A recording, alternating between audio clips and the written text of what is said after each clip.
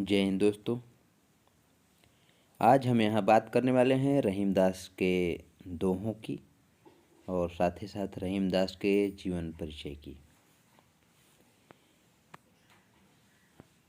रहीमदास का पूरा नाम अब्दुल रहीम खान खाना था। इनका जन्म लाहौर अब पाकिस्तान में सन 1556 में हुआ था। इनके पिता का नाम बैरम खान तथा माँ का नाम सुल्ताना बेगम था।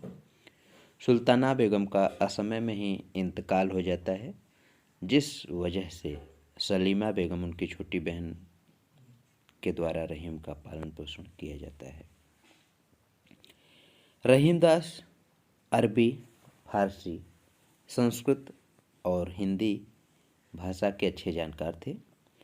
रहीम अकबर के नौरत्नों में से एक थे।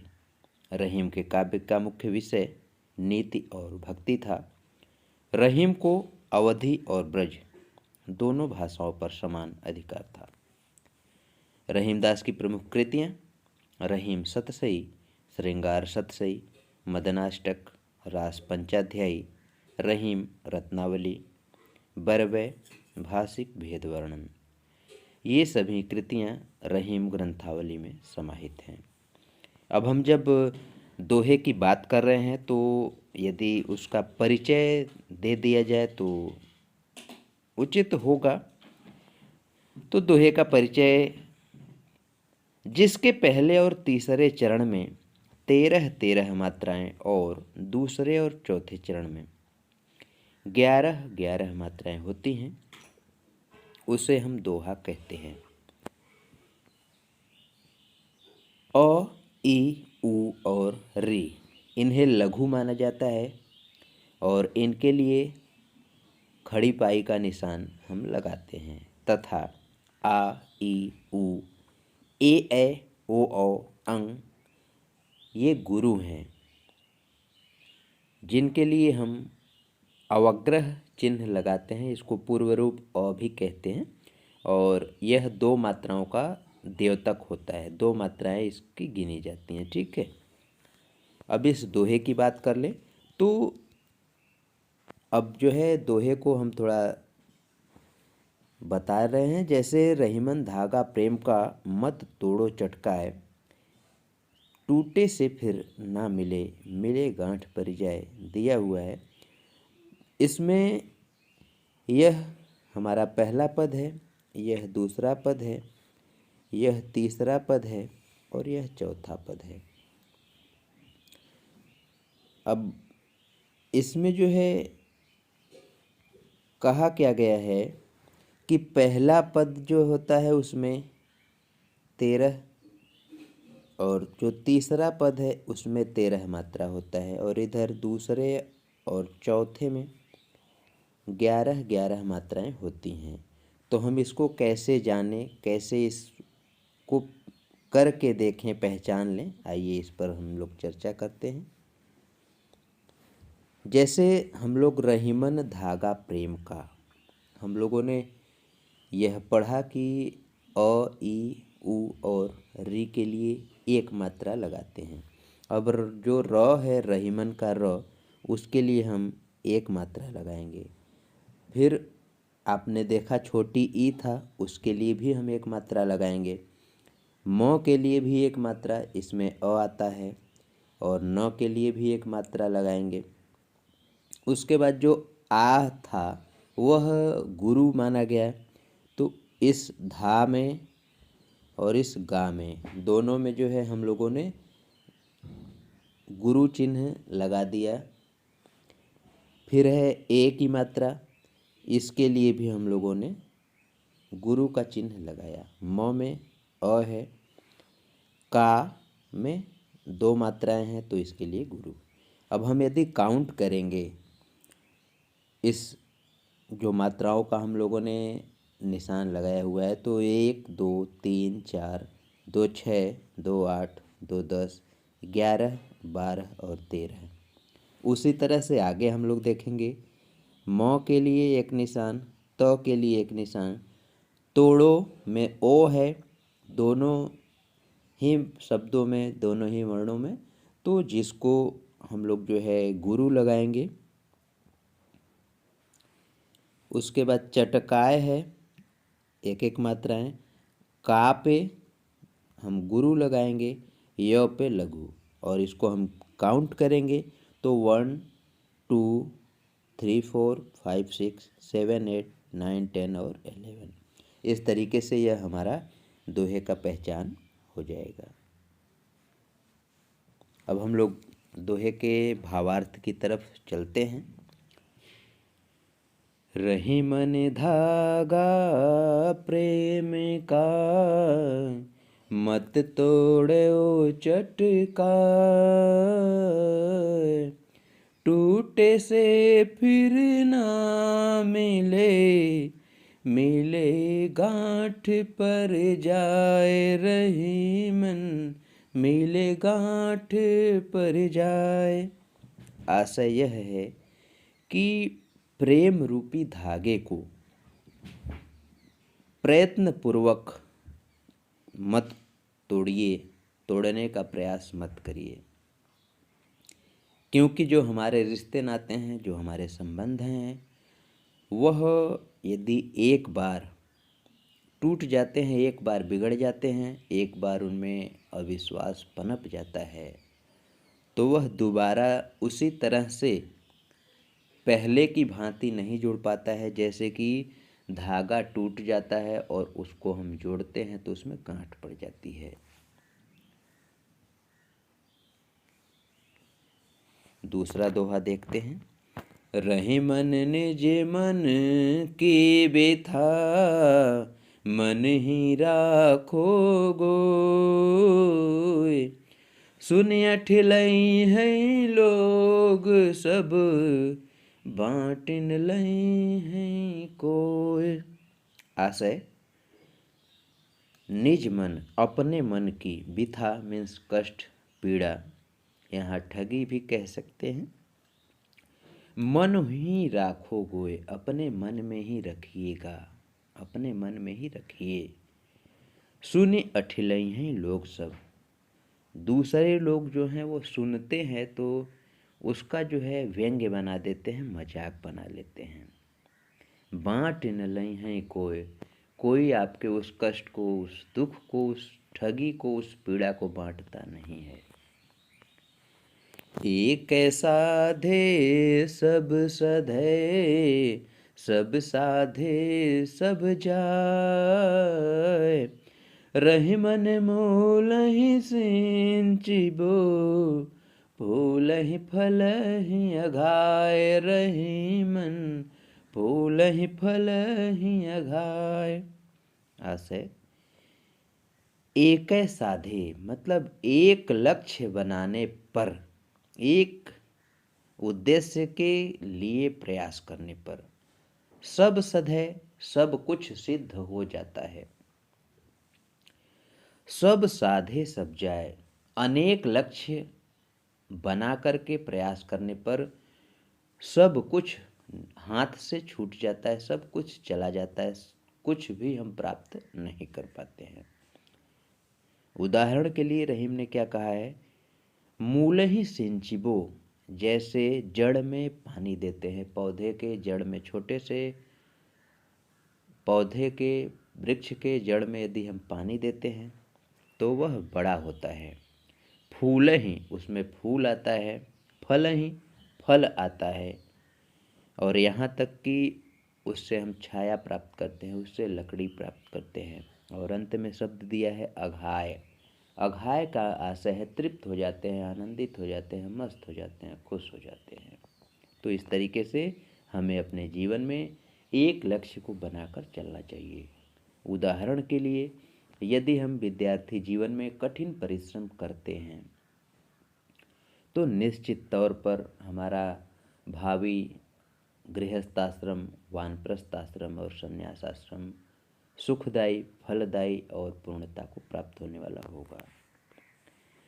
चित्रकूट में रमि रहे, रही मन अवध नरेश,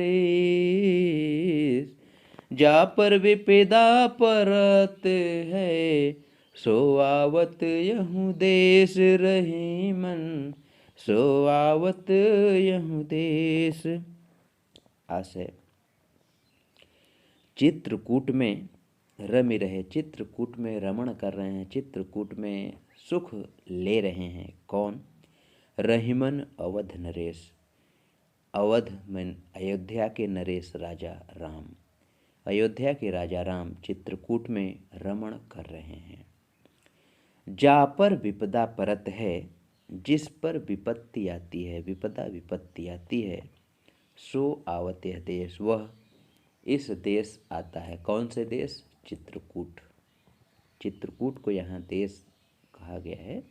तो चित्रकूट वह रमणीय, वह आनंद को देने वाला क्षेत्र है जहाँ विपत्ति के मारे लोग सुख की तलाश में जाते हैं। दीर्घ दोहाय रथ के, आखर थोरे आहें, ज्यों रहीम नट कुंडली, सिमट कूद चढ़ जाए, रहीमन सिमट कूद चढ़ जाए। इस दोहे के माध्यम से रहीम ने यह बतलाने का प्रयास किया हुआ है कि जिस तरह से ज्यों रहीम नट कुंडली कह करके बताया, कहा कि जिस तरीके से नट मीन्स नाटककार की जो कुंडली होती है, जो घेरा होता है, छोटा सा बनावट होता है, उसमें से वह सिमट करके अपने शरीर को समेट करके कूद चढ़ जाए, कूद जाता है बाहर, फांद जाता है, बाहर निकल आता है। वैसे ही जो दोहा होता है वह आखर थोड़े आहें, आखर माने अक्षर, उसमें अक्षर जो है वह वर्ण जो है वह थोड़ा होता है, लेकिन दीर्घ अर्थ वाला होता है। दीर्घ दोहा अर्थ के, उसमें अर्थ जो है वह गूढ़ छिपा होता है, बृहत्तम छिपा होता है, उसमें जो संदेश होता है वो बहुत ही बृहद होता है। अगला दोहा, धनी रहीम जल पंक को, लघु जिय पियत यघाए, उदधि बड़ाई कौन है, जगत पियासो जाए, रहीमन जगत पियासो जाए। आशय, धनी माने धन्य है, जल पंक को, धन्य है वह जल कौन सा? जो पंक को, जो पंक में कीचड़ में है, कीचड़ में सना हुआ, कीचड़ में मिला हुआ वह जल, छोटे से तालाब का जल धन्य है, जिसके पान करने मात्र से लघु जीव, छोटे छोटे जीव अघा जाते हैं, तृप्त हो जाते हैं, मस्त हो जाते हैं, आनंदित हो जाते हैं। उदधि बड़ाई कौन है? उदधि मीन्स सागर, समुद्र। तो उदधि की बड़ाई, बखान क्या करें, जिसके पास तो लोग जाते हैं, लेकिन जगत पियासो जाए कह करके बताया कि वहाँ से लोग वापस आते हैं भूखे प्यासे, वहाँ जो है समुद्र का जल पीते नहीं हैं। तो इस दोहे के माध्यम से रहीम ने यह संदेश देने का प्रयास किया है कि हमें, भले ही हम कितनी ऊंचाइयों को छू लें, कितनी सफलताएं अपने जीवन में हम पा लें, लेकिन हमारा यदि दूसरे लोगों को लाभ नहीं मिल पा रहा है तो हम जो है बखान के योग्य नहीं हैं, बड़ाई के योग्य नहीं हैं, प्रशंसा के योग्य नहीं हैं। अगला दोहा, नादेर जितन देत मृग, नरधन हेत समेत, ते रहीम पशु से अधिक, रीझेहु कछु न देत, रहीमन रीझेहु कछु न देत। आशय, नाद मीन्स मधुर ध्वनि, आवाज से, रीझ माने खुश होकर के, आनंदित होकर के, मस्त होकर के। तन देत मृग, तन माने शरीर होता है, अपने शरीर को देत माने दे देता है, समर्पित कर देता है। कौन? मृग। नर धन हेत समेत, और जो नर है, इंसान है, भला मानुष है, वह शरीर के साथ साथ धन भी समेत, यहाँ शब्द दिया हुआ है। कहा समेत माने सहित, वह जो है अपने शरीर के साथ साथ धन, दौलत, संपत्ति, वैभव भी दे देता है। ते रहीम पशु से अधिक, वे लोग पशु से भी अधिक है, पशु से भी गए गुजरे हैं, पशुतम है। पशुतर और पशुतम आपने सुना होगा, यह विशेषण की मूलावस्था उत्तरा और उत्तमावस्था होती है। तो पशु से पशुतर और पशुतम है वे लोग जो खुश तो हो जाते हैं, किसी से प्रसन्न तो हो जाते हैं, लेकिन कुछ भी नहीं देते हैं। रीझे हूँ कछु न देत, रीझ तो जाते हैं उससे, लेकिन कुछ देते नहीं हैं। इस पर एक कथा है जिसको कि हम अगले भाग में आपको बताएंगे। बिगड़ी बात बने नहीं, लाख करो किने कोय, रही मन फाटे दूध को, मथे न माखन होए, रही मन मथे न माखन होए। जिस तरह से फटे हुए दूध से, दूसरी लाइन पे आप लोग ध्यान देंगे, दूसरा जो लाइन है, रहीमन फाटे दूध को, जिस तरह से फटे हुए बिगड़े हुए दूध से यदि उसको मथा जाए तो माखन नहीं निकाला जा सकता है, उसी तरह से बिगड़ी बात बने नहीं। बिगड़ गया बात, कोई बात यदि बिगड़ गया है, खराब हो गया है, बात जो है आपसी रिश्तों नातों के बीच जो है बिगड़ा हुआ है, खराब स्थिति को प्राप्त हो गया है, तो वह बने नहीं, वह दोबारा से बनने वाला नहीं होता है। लाख करो किनको, भले ही लाखों लाखों प्रयत्न कर लिए जाएं। आपने सुना ही होगा कि एक झूठ को छिपाने के प्रयास में अनेक और झूठ बोल दिए जाते हैं। एक झूठ का पाप तो लगता ही है, अनेक अन्य झूठ के पाप भी हमारे ऊपर आ जाते हैं। तो इसलिए रहीम ने यह कहा है कि यदि कोई बात बिगड़ जाती है तो उसको स्वीकार करके सुधारने का प्रयास करना चाहिए, न कि उसको तरह तरह से सिद्ध करने का प्रयास करना चाहिए। अगले दोहे की तरफ हम लोग बढ़ते हैं। रही मन देखी बड़ेन को, लघु न दीजिए डारी, जहाँ काम आवे सुई, कहाँ करे तरवारी, रही मन कहाँ करे तरवारी। इस दोहे में रहीम दास ने यह बतलाने का प्रयास किया है कि जिस तरह से जहाँ पर सुई का काम हो, जहाँ काम आवे सुई, जहाँ पर सुई की आवश्यकता हो, सुई की ज़रूरत हो, यदि हम शर्ट में बटन लगाने की बात करें तो वहाँ पर सुई की ज़रूरत होती है। कहाँ करे तरवारी, तो वहाँ यदि हम शर्ट में बटन लगाने के लिए तलवार का प्रयोग नहीं कर सकते हैं, तलवार को उपयोग में नहीं ला सकते हैं, वैसे ही देख ही बड़ेन को, रहीमन देख ही बड़ेन को, बड़े लोगों को देखकर हमारी संगति, हमारा उठन बैठन बड़े लोगों के साथ यदि हो जाता है, हमारे संपर्क अच्छे और बड़े लोगों से हो जाते हैं, तो लघु न दीजिए डारी, जो आपके पुराने मित्र थे, पुराने लोग थे, संबंधी थे, जो कि थोड़े कम धन वैभव वाले हों, व्यवहार विचार वाले हों, जो भी, तो उनको जो है अलग नहीं कर देना चाहिए, उनसे हमें संबंध तोड़ नहीं लेना चाहिए, क्योंकि उनकी भी आवश्यकता हमें जीवन में कभी न कभी अवश्य पड़ सकती है। अगले दोहे को हम लोग देखते हैं।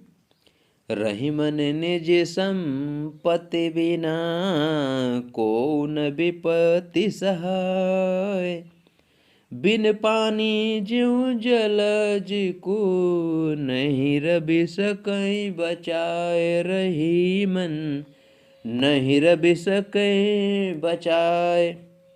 आशय यह है कि निज संपत्ति बिना, मतलब जो संपत्ति आपके पास है वह संपत्ति धन दौलत होता है, रुपया पैसा हो सकता है, या आपका ज्ञान और बुद्धि, वह जो है आपकी मदद हर समय हर घड़ी हर पल जब आपको ज़रूरत हो करता है। को न विपत्ति सहाय, कोई और आपकी विपत्ति में मदद नहीं करता है। आप जो है जब विपत्ति काल में होते हैं तो आपके पास जो धन बल है वही आपकी मदद करता है, दूसरा कोई नहीं कर सकता है। अब उदाहरण के लिए रहीम ने कहा है कि बिनु पानी ज्यों जलज को नहीं रवि सके बचाए।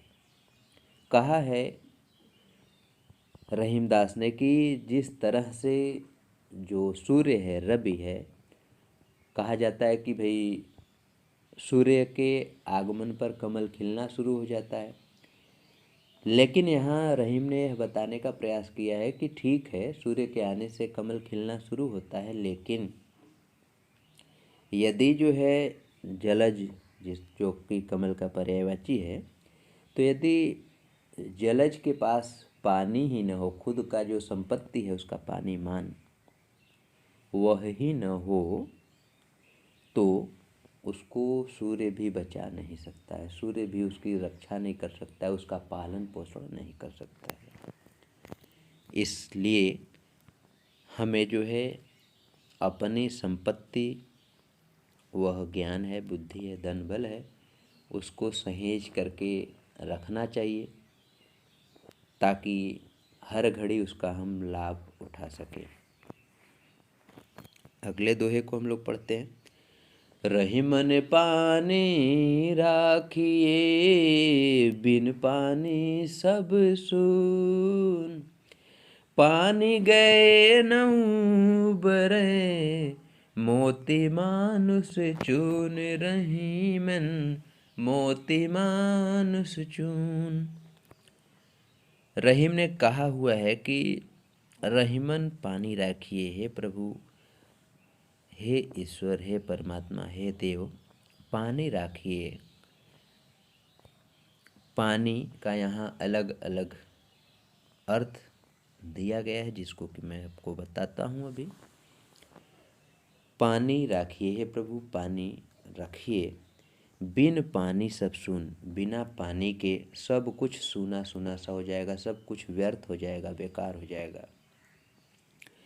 पानी गए न उबरें, पानी यदि चला गया तो न उबरें, उनका जो है विकास नहीं होगा, उनका जो समृद्धि है वह रुक जाएगा, वह उनका सामाजिक मान प्रतिष्ठा जो है खंडित हो जाएगा, टूट जाएगा। और यहाँ पानी का जो 3 अर्थ अलग अलग लिया गया है उसको मैं आपको बता रहा हूँ। पानी गए न उबरें, मोती मानुष चून। मोती के संबंध में स्वाति नक्षत्र में, स्वाति नक्षत्र है एक, उस नक्षत्र में वर्षा विशेष होती है, जो कि मोती, यदि कोई सीप, समुद्री सीप जो है बाहर मुंह खोल करके पड़ा हुआ होता है और उस स्वाति नक्षत्र का एक बूंद भी उसके मुंह में यदि पहुंच जाता है तो वही मोती का रूप ग्रहण करता है। वैसे ही मनुष्य के संबंध में पानी का अर्थ है मान प्रतिष्ठा, सामाजिक जो उसकी स्थिति है उसको यहाँ दिखाया गया है।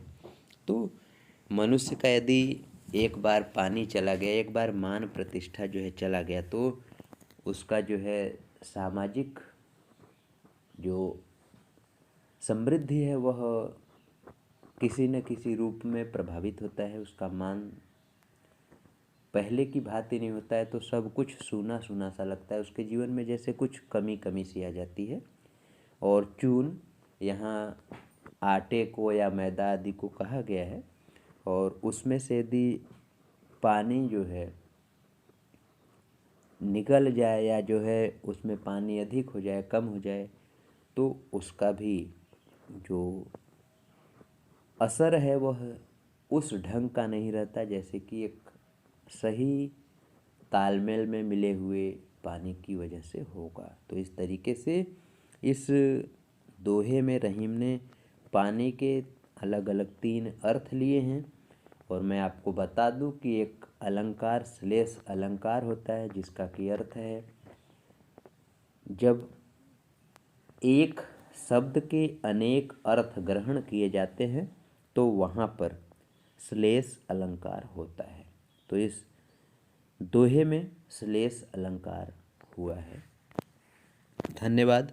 मुझे उम्मीद है आपको यह वीडियो पसंद आया होगा, और आप इसे लाइक, सब्सक्राइब और शेयर ज़रूर करेंगे ताकि अन्य छात्र भी इसका भरपूर लाभ ले सके। धन्यवाद।